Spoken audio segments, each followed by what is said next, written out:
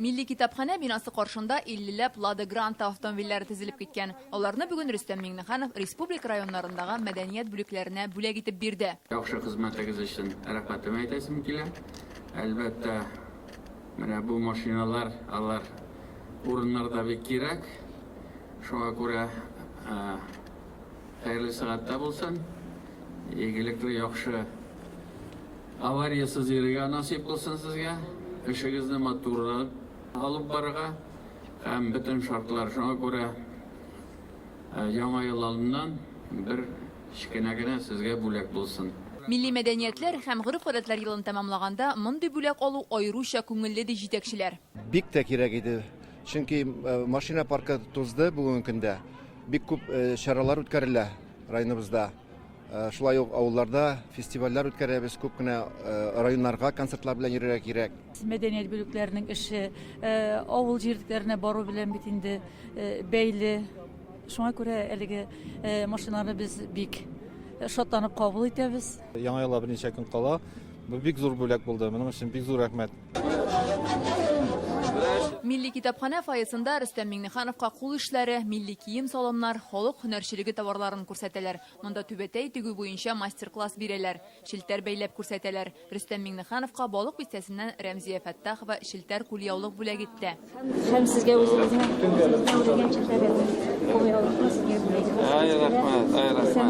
Утырышлар залында milli мәдәниятләр елына йомгак ясадылар. Татарстан гомер-гомергә күп милләтле республика булып яши. Агымдагы елда үткәрелгән вакыйгалар моны дәлилләде, диде Рөстәм Миңнеханов.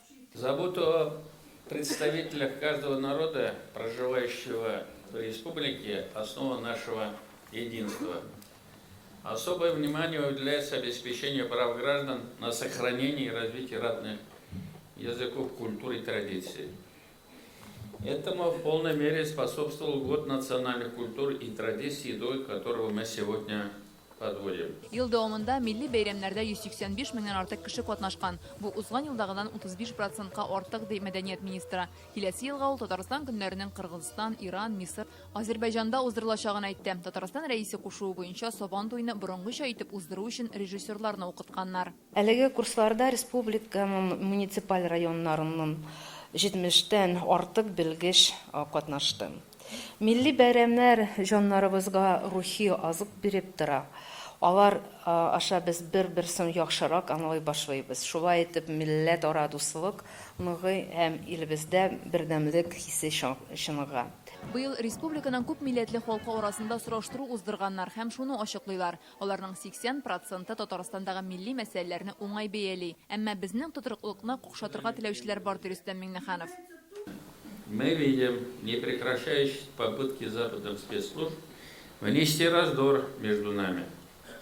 Наш национальный лидер Владимир Владимирович Путин в этой связи отметил, что мы не допустим, чтобы межконфессиональная и межнациональная рознь раскачивала общество. Татмедиа агентлыгы җитәкчесе Айдар Сәлимгәрәев мондый хәбәрләрнең мәгълүмат дөньясында аеруча социаль челтәрләрдә очравын әйтә. Тикшерә башласаң, алар фейк, ягъни ялган булып чыга, ди. Әйтик, мигрантлар белән бәйле имеш-мимешләр. Тиз арада күреп алып, объектив мәгълүмат җиткерү кирәк.